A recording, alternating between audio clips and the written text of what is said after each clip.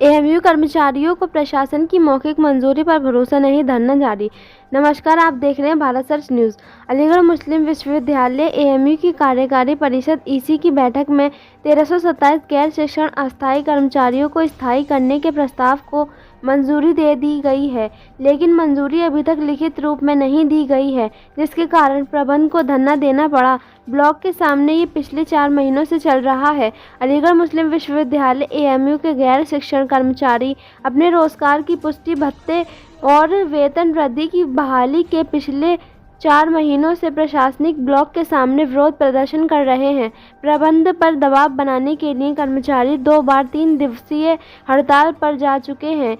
Chilli में करीब 6 घंटे तक चली कर्मचारियों की हड़ताल को ख़त्म करने के लिए 17 फरवरी को प्रशासनिक ब्लॉक में।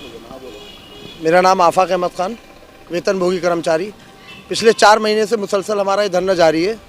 अभी जो 17 तारीख को एग्जीक्यूटिव काउंसिल की जो मीटिंग हुई थी, उसमें जो हमारे ऊपर जो हाई पावर कमेटी की जो रिपोर्ट थी जो लागू करनी थी, वो अल्हम्दुलिल्लाह कट ऑफ डेट उसकी आ गई है सामने। 15 सितंबर 2023 रख दी गई है। और डेली वेजर के जो फाइनेंस कमेटी में मिनट्स गए थे, वो भी इसी में एग्जीक्यूटिव काउंसिल में पास हो गए हैं। और 6 महीने का एक्सटेंशन भी पास हुआ है। और जो अलाउंसेस थे 3 महीने का वादा करा था हमारे ईसी मेंबर्स ने बाहर आकर, वो भी अल्हम्दुलिल्लाह इसमें हो गए हैं। तो मैं शेखुल जामिया साहब को इसका शुक्रिया अदा करता हूँ, रजिस्ट्रार साहब को शुक्रिया अदा करता हूँ, फाइनेंस ऑफिसर को भी शुक्रिया अदा करता हूँ।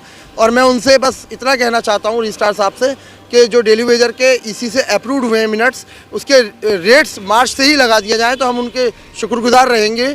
और जो हमारे वेतनभोगी कर्मचारियों के आंसू पहुँचने का काम किया है एडमिनिस्ट्रेशन ने, उसको हम हमेशा याद रखेंगे और उनका मैं तहे दिल से शुक्रिया अदा करता हूँ। फिर से धरना अभी तक इसलिए चल रहा है क्योंकि अभी तक कोई रिटर्न में नहीं आई है हमारे पास कोई चीज़।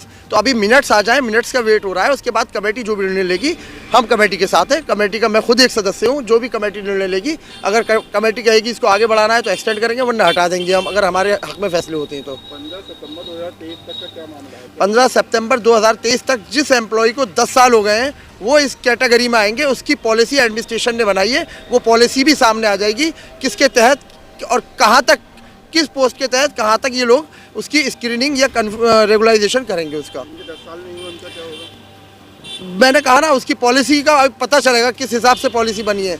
उसके बाद जिसको 10 साल नहीं हुए, क्या उनको जीएससी में जाएंगे या किस तरीके से उनको कैसे उनको फ़ायदा पहुँचाया जाएगा। क्योंकि सीआरआर में उसमें है कि बीएचयू में जो 4 पॉइंट का है कि एक एम्प्लॉय को 4 पॉइंट दिए जाएंगे, तो उस पर सीलिंग लगाई गई है। तो 20 नंबर हर एम्प्लॉय को दिए जाएंगे जिसको 5 साल हो गए। तो पहली चीज़ तो ये क्लियर हो गई कि एम्प्लॉय को 20 मार्क्स दिए जाएंगे फेवरेबल, जो भी जीएससी में जाएगा। उसके बाद हमारी डिमांड है रजिस्ट्रार साहब से कि 15 नंबर कॉन्फिडेंशियल रिपोर्ट के भी दिए जाएँ, जिससे कि जो हमारे इंटरनल कर्मचारी हैं वो ज़्यादा से ज़्यादा अडॉप्ट हो सकें। हाँ जी, मीटिंग हुई इसके बारे में क्या कहना चाहती हैं? जी, हमारी 17 तारीख को जो मीटिंग हुई थी ईसी की, उसमें हमारे नॉन टीचिंग एम्प्लॉय के हक़ में फ़ैसला किया उन लोगों ने।